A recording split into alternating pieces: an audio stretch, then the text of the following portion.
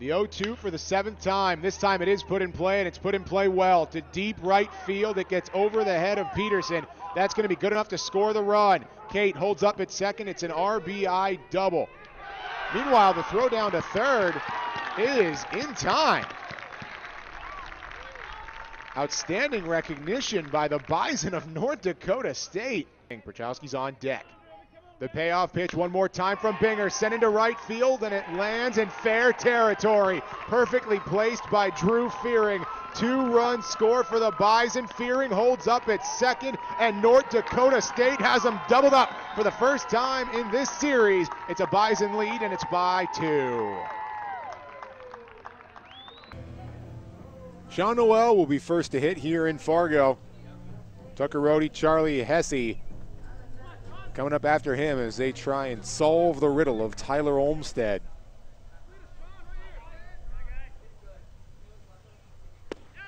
Can't do so on the first pitch. The only base hit that he's allowed today was one that was just over his head. The ball wasn't hit hard, but just hit high enough off the bounce, clipped off his glove, and that's the only base hit that Olmstead has allowed today. That's one if you ask Tyler, he'd like to have it back. Play he's capable of making, the veteran pitcher.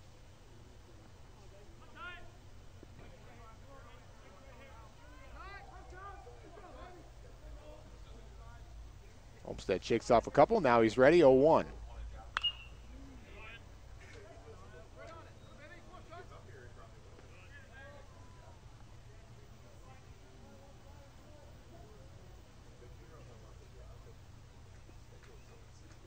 It's funny, it's just a 1-0 game, but you look at the pitch count difference here between Olmstead and Loven. About 35, that differential. They're both throwing a lot of strikes. That's not the difference. The difference is South Dakota State hitters get behind quickly, fall behind 0-2, but then somehow they're able to spoil off 3 or 4 pitches in a row, and then it makes that Loven pitch count creep higher and higher. That one's driven to right field. Holtz has eyes for it, and he's able to make the grab. And certainly he's faced a few more batters. He's allowed 4 hits. He's walked a couple, whereas Olmstead hasn't walked anybody and has only allowed 1 base hit. So, sure, he's faced more, and that's also a reason why the pitch count's a little bit higher. But a lot of it has to do with the way these South Dakota State hitters are attacking Loven.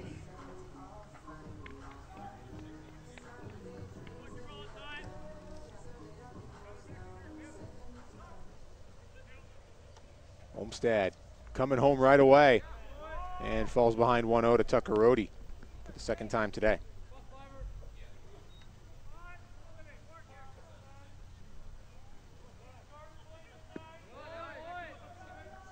Quickly 2-0.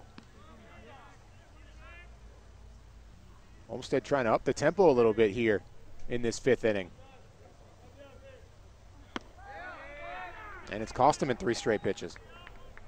And the first time you haven't seen him hit the strike zone with regularity, missed with a few in a row, and you're certainly at 3-0 right now. If you're Tucker Rohde, you've got the red light all the way. Make him throw you a strike. You'll take base runners any way you can get them. They haven't come very often for North Dakota State today. Rohde's 3-0 is in the dirt, so Tucker Rohde tosses the bat and just heads down to first base. Walk number 8 on the year for Rohde. That's the lowest number in the starting 9 today for the Bison. He's happy to take it.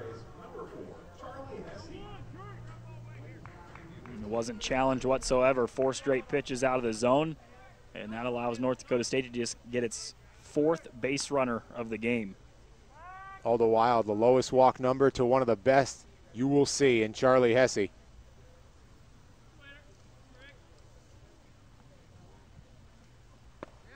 And he watches strike 1. Talked about it a little bit in his last time up. He's struggled as far as getting hits recently, but that on-base percentage hasn't fallen because of his ability to watch pitches. Another one of those smart players and a Summit League all-academic player, reflective of that. There's a tag over at first from Beasley, but still well safe is Rohde. Not a huge stolen base threat either, just trying to keep an eye on him. 3 stolen bases on the year for Rohde. Make sure you just don't lose sight of him. 0-1, swung on and missed, gets briefly away from Hackman, but as you noted, Rohde's not actively looking to go.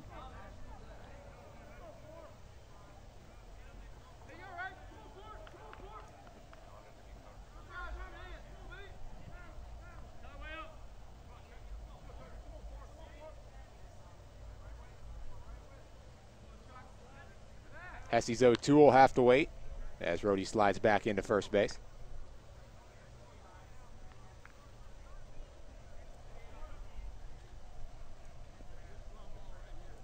Nobody's been caught sleeping on a chilly day. Just trying to stay warm, stay active. Chopper over to Steiger. Double clutches, still in plenty of time to Beasley for the out. Really smart play by Steiger. He knew his only play was over to first because of the ball being slowly hit high in the air. A chopper over to short. He didn't have the time to get Rhodey over there at second. He briefly looked over. You'll see right here he made a peek over there. Knew he didn't have the time. He had plenty of time to go over to first to get the second out. Allows him to focus on Jake Malik, though. Does provide an opportunity for the Bison Jr. to hit with a runner in scoring position. One of the top RBI members on this team with 22 on the year is Jake Malik, and he's also got the only Bison hit today through the first 4 2/3 innings. He'll also gain the advantage in this at-bat as he's up 1-0.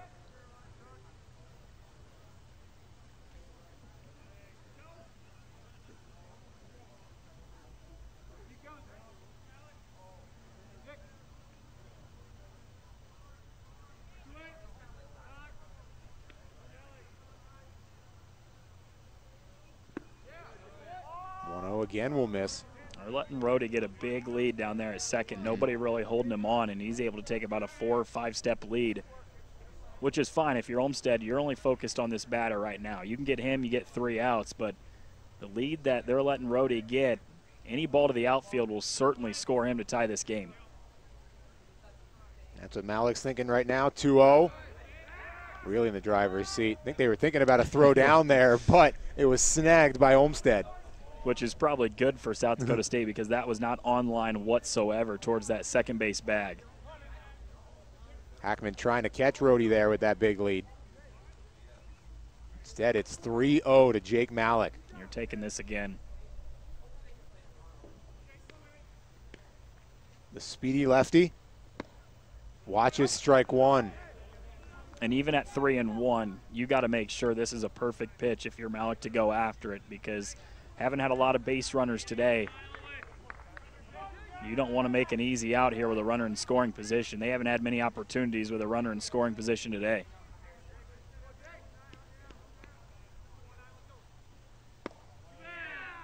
Good job by Olmsted, not making it easy. From 3-0 to 3-2. Malik's a good walker, tied for third on the team, but right now being challenged by the veteran moxie of Tyler Olmsted.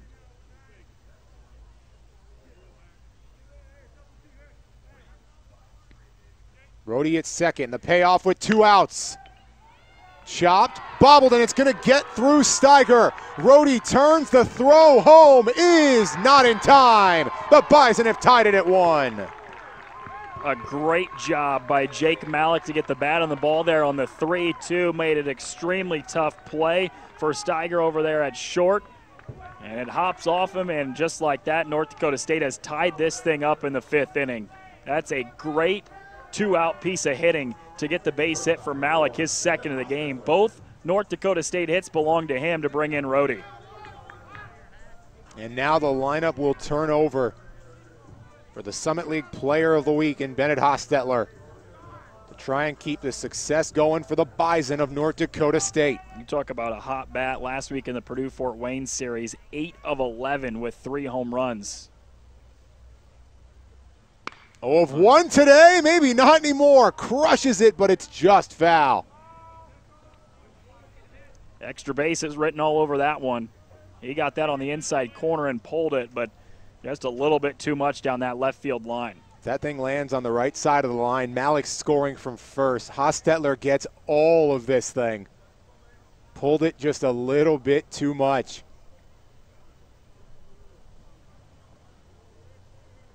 .318 to dead left, and that was certainly .318 off the bat of the Bison Jr.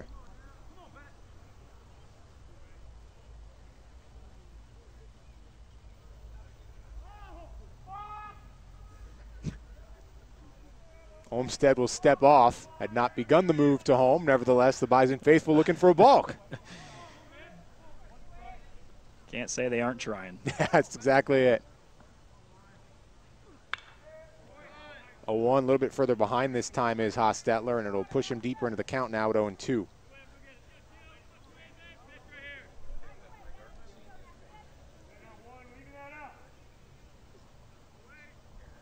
First of a 3-game set here from Fargo. 1 today and 2 tomorrow due to pending awful weather on Saturday. It'll get nice eventually here in North Dakota. We're just going to have to wait a little longer. Hostetler's 0-2. Sees a throw sail into center field. No problem there for Jake Malik. Stolen base number 11 for him. Team leading 11.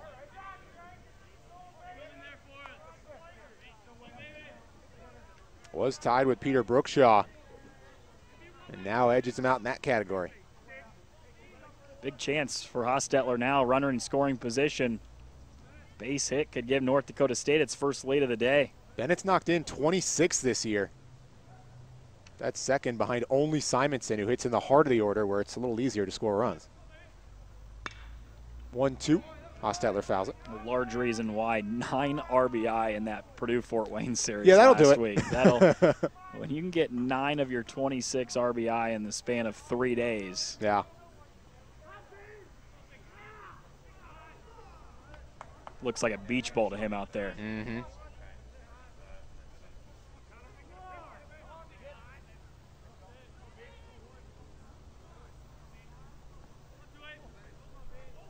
Olmsted's going to step off again. It's a crucial moment for him. He hasn't faced trouble all day long until this inning. He's already given up 1 run. He's had to step off the mound a couple times here in this inning as well. And you've got one of the hottest bats in the Summit League at the plate right now, a chance to give North Dakota State a lead. And that's the reason for the mound visit right now. It just seems like miscommunication between him and Hackman right now. Yeah, and ultimately, you can say, all right, here's the pitch we're going to throw. If we get a strike, this inning is over. Mm-hmm. I'm sure you've got a game plan here. You're saying what you're throwing here, and then if it's a ball, then you're saying what you're throwing on that next pitch as well at 2-2. Or if he fouls it off, you've probably got the next 2 or 3 pitches lined up to Hostetler here, because that's a guy you don't just want to go on the fly with. You certainly want to have a strategy against him. Trying to write the game script for sure. Brookshaw would be next. He was up the last time Olmsted was in a spot of difficulty, and Tyler induced the 6-4-3 double play from Peter Brookshaw. Now let's see what he does here to Bennett Hostetler. The runner at second, checked on, is Jake Malik. There is the ball.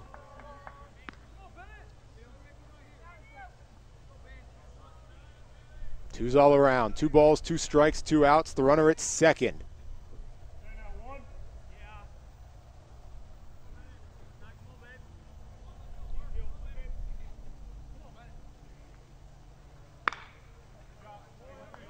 Quality AB here for Bennett Hostetler. Just shy of double-digit pitches, some loud fouls. Continuing to stay alive, driving that Olmsted pitch count up to match that of Max Lovin, which is just shy of 100.